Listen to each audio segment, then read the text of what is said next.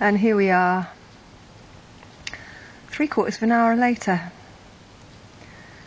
I've not completely relaxed yet, because once I do that I could actually fall asleep. And I'd like to try and go to bed again tonight.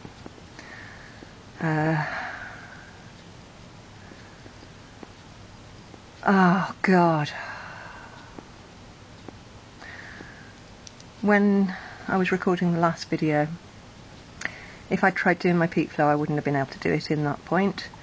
I managed to do it and it came up to 2:30, which was really quite surprising, and I think actually if I do it now, and I'm not going to bother standing up even though that's the most accurate reading when you're standing up, but when I was in hospital a few times, if standing up was going to cause me to get more breathless, then they didn't even, they said it's best to do it sitting down, so I'm going to have another go. I'm going to sit up straight.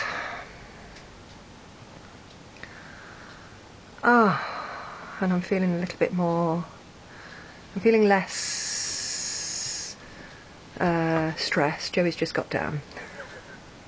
He calmed down as well once I calmed down. You couldn't see him at the end of the last video, but he was being really annoying, pawing at my legs. Anyway, hang on, holding this is, I'll lean on my bag because I haven't put it away properly yet. It's still just next to me on the settee. I've got to sit up straight. Oh God, it's a laugh, isn't it?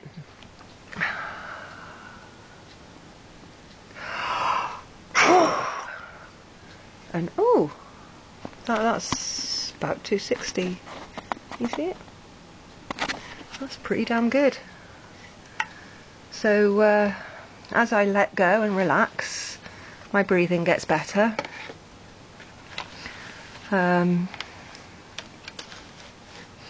Most people would criticise me for how I've managed to relax, and to them I say, you don't know a bloody thing. And now, right, 1, 2, 3.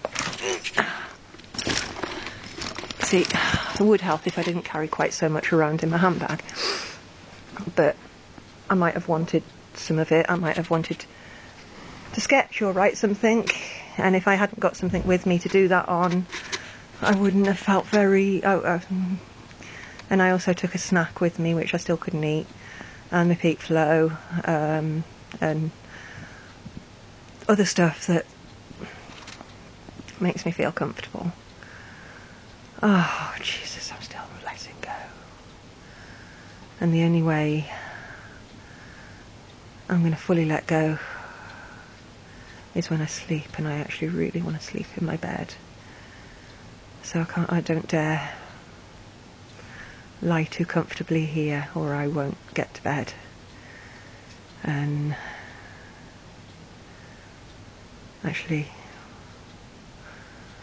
yeah, Ventulin's working. I don't need to panic. I don't need bed's not going to be dangerous tonight. I've decided.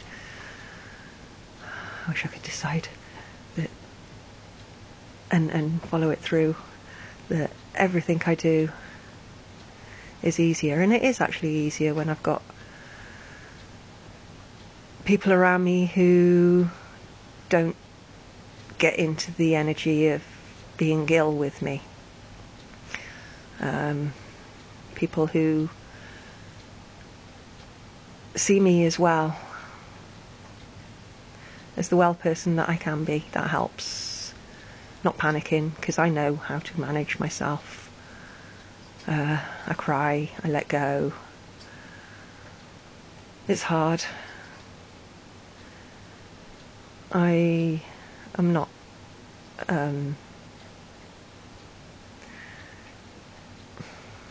I used to feel quite... Right, I didn't know I was going this way. not frustrated, not angry even, disappointed a little bit. I used to really beat myself up for not having managed to work out how to find my vitality all the time and not let things that physically affect me or emotionally and mentally affect me cause me to have the symptoms that they cause me to have. And sometimes I can manage that and sometimes I can't. And sometimes, like now, I'm managing far better than most people would realise, because I've done it all unsupported. I've had a little bit, I've had support here and there, but I've done it all by myself. I've achieved more today than I can sometimes in a week. And I've had a few days where I've done that. And I've really, really, really pushed myself to do it. I'm just going to rest now. I really wanted to go to the gig tonight. When I saw Persona B's message on Facebook about gig tonight, and I remembered it was 9 o'clock, it's 10 to 10 now, I cried. I wanted to go. I would have loved to go. I know that even if I'd arrived in the state that I got home in, someone would have been there who would have... I'd either have been left alone, probably, to sort it out, or someone would have helped me. Of course I could have collapsed, but usually I can find a place to sit and let go. And so what if I cried in public?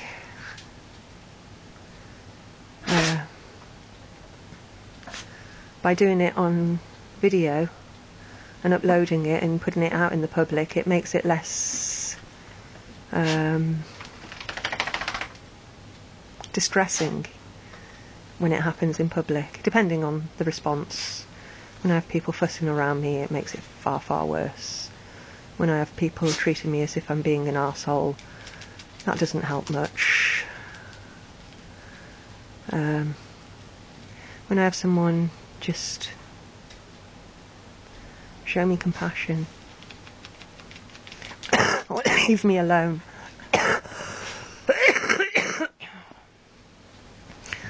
that helps.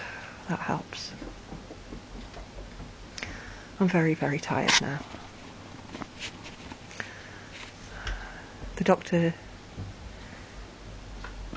was putting the describing words of the labels that I have, but he didn't seem to be telling the tribunal people how that affects me.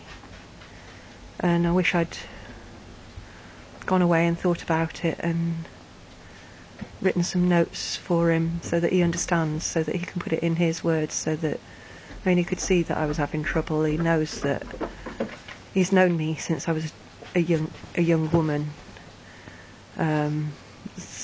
He knew me when I broke my leg and had blood clots and was told I wasn't able to ever go on any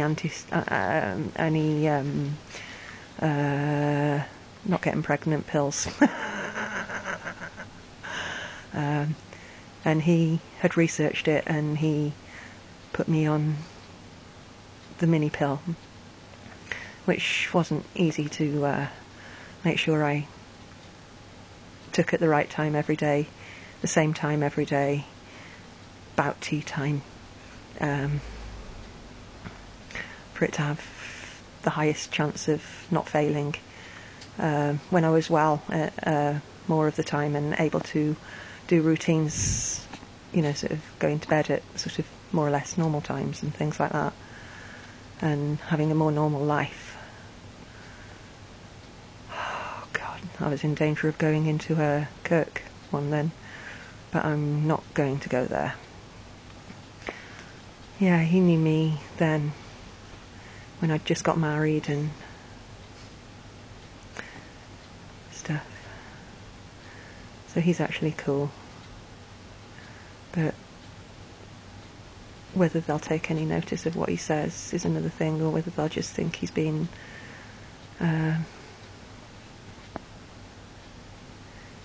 compliant with a needy patient who pretends to be ill. Like I said to Mum, you can't fake low oxygen levels.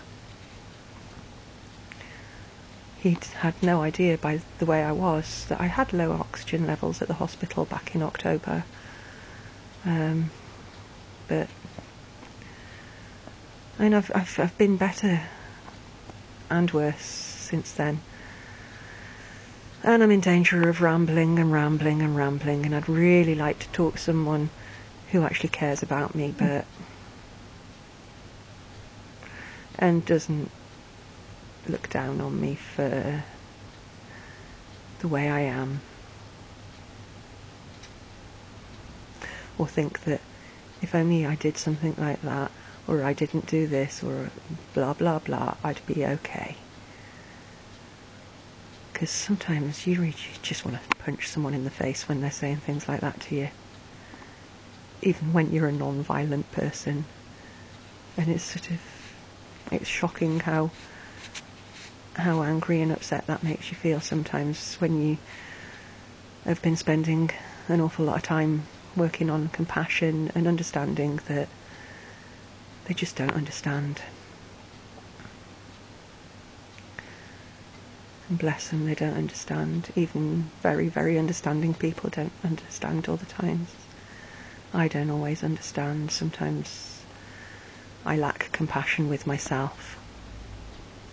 But I don't stay in that place very long, because I keep records of what I've gone through, and I look back at it and I laugh sometimes, and I feel compassion for myself at a deeper level. And I understand deeper where it's all come from, why it's still as it is. All the rest of it. I think this might get too long if I'm not careful.